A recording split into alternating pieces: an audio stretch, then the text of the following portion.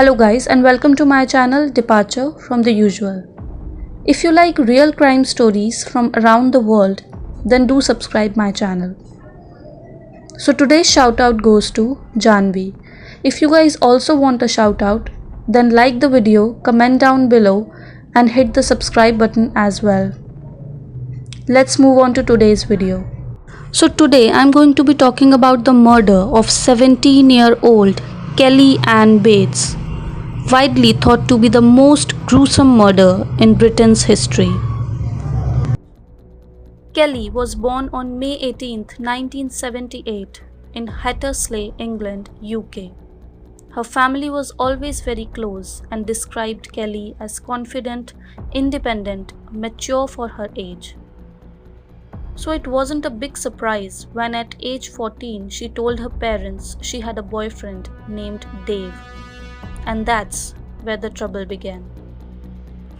One day, Margaret Bates, Kelly's mother, returned home to her house in Hattersley, England, to find her 16-year-old daughter, Kelly, standing in the kitchen. And after that, she heard the sound of footsteps on the stairs as Kelly's boyfriend, Dave, walked into the room. Margaret was shocked to find that Dave was in his mid-40s. Obviously, no mother would be happy to learn that their daughter was dating someone so much older than she was.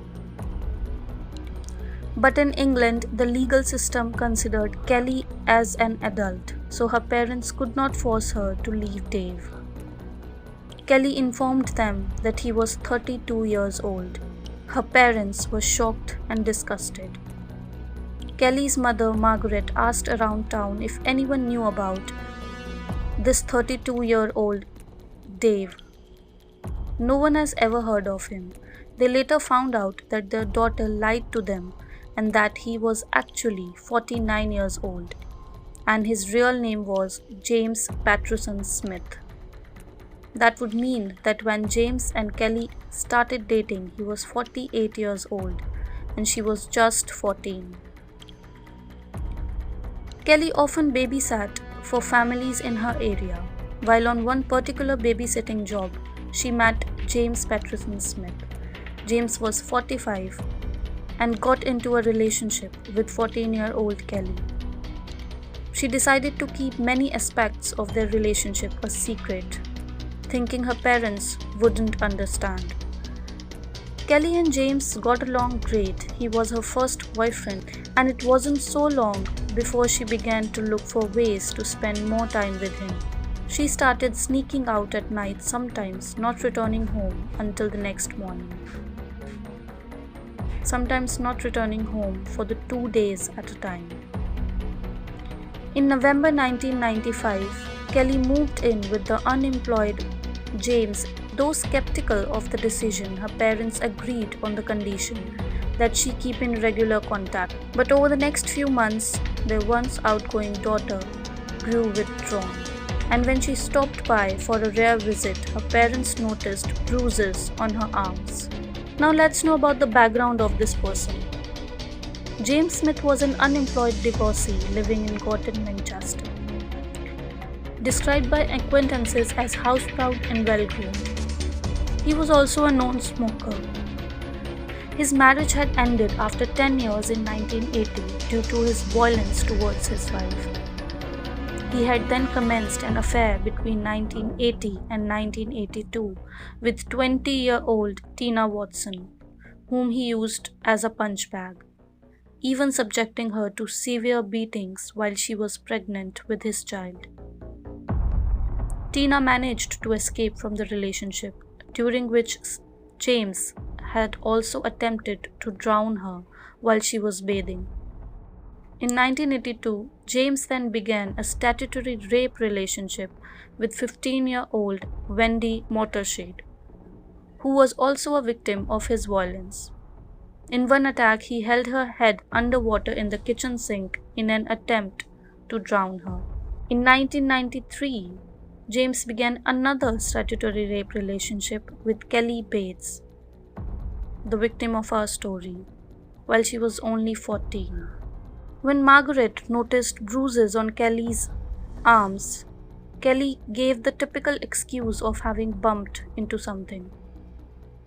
Her parents went to Child Protection Services, but because Kelly was over the UK's age of consent, Child Protection Services could not respond to Margaret's concerns.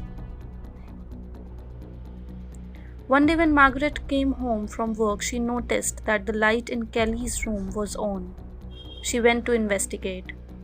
Inside, she saw Kelly packing her bag. Margaret asked, "What are you doing?" Instead of answering, Kelly simply turned around, and she kept making excuses protecting her boyfriend James. Margaret began to notice other injuries as time goes on: fingertip bruising around her neck, bite marks on her arms. She always claimed she fell over or she tripped. Her mother contacted authorities and asked what she could do. They instructed her to make a doctor appointment in Kelly's name, then go in and explain what was happening. Then if Kelly even turns up at the doctor, they will know and be able to access accordingly. Her mother begged Kelly to leave James, but Kelly refused. She stopped seeing her mother, told her she got a job and she had an opportunity for overtime. Knowing Kelly enjoyed working, her mother believed her and then only spoke on the phone from that point. By now, James had a complete control over her. She no longer spoke to her family. She sends cards, but she doesn't sign them. And her parents noticed that the writing in the cards was not her. Understandably worried, Margaret and her husband went to James' house. Everything was shut and nobody opened up. They then went to the police, who said they can't do anything either since Smith at that time had no prior criminal record and no one had previously reported him for domestic abuse. Margaret and her husband Tommy were devastated and felt hopeless, not knowing what to do to get their daughter back. One day while they were at home, they got a knock on the door that would change their lives forever. It was a policeman telling them that Kelly had died due to drowning. The date was April 16, 1996. And earlier on that day, James walked into Gorton police station and said that he had accidentally killed Kelly after their argument while she was in the bath, and that caused her to drown. When police arrived at his house, they saw Kelly's blood smeared on the walls. Seeing the state of Kelly's body and learning of James' past violent behavior, the police heavily doubted that her death was accidental. Guys, you will be shocked to know that she had a total of 150 injuries on her body. And those includes scalding to her buttocks and left leg, burns on her thigh caused by the application of a hot iron, a fractured arm, multiple stab wounds caused by knives, forks and scissors, stab wounds inside of her mouth, crush injuries to both hands, mutilation of her ears, nose, eyebrows, mouth, lips, and even genitalia wounds caused by a spade. Both eyes gouged out, later stab wounds to the eye sockets. William Lawler, the Home Office pathologist who examined her body, said, "In my career, I have examined almost 600 victims of homicide, but I have never came across injuries so extensive."